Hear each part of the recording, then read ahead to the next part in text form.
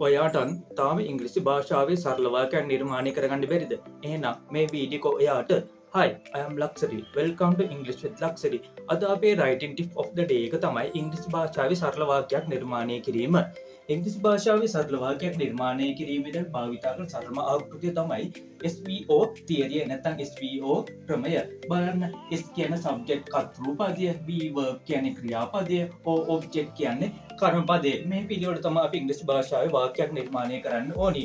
අපි උදාහරණ විදිහට ගත්තොත් එහෙම I eat rice මම වත් කනවා. මේ වාක්‍යයේ I කියන්නේ කර්තෘ පදය, eat කියන්නේ ක්‍රියාපදය, rice කියන්නේ කර්මපදය. දෙවෙනි වාක්‍යය බලන්න she reads a book. she කියන්නේ කර්තෘ පදය, reads කියන්නේ ක්‍රියාපදය, a book කියන්නේ කර්මපදය. එහෙනම් මෙන්න මේ පිළිවෙලට SVO කියන ක්‍රමය තමයි අපි ඉංග්‍රීසි භාෂාවේ වාක්‍ය නිර්මාණය කරන්න ඕනි.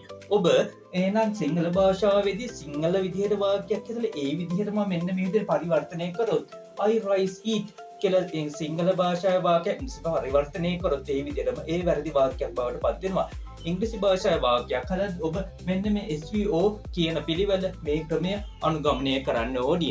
එහෙනම් අද සිට මේ SVO ක්‍රමයට ඔබගේ වාක්‍ය නිර්මාණය කරන්න නිවැරදි ක්‍රමය ඉගෙනගෙන ඔබ වාක්‍ය සාදා එය භාවිතයට හුරු වෙන්න. එහෙනම් ඔබගේ වාක්‍යයක් අපිට කමෙන්ට් කරන්න. ඒ වගේම මේ වගේ පාඩම් දිනපතා ඉගෙනගෙන අපි ෆලෝ කරන්න, සබ්ස්ක්‍රයිබ් කරන්න.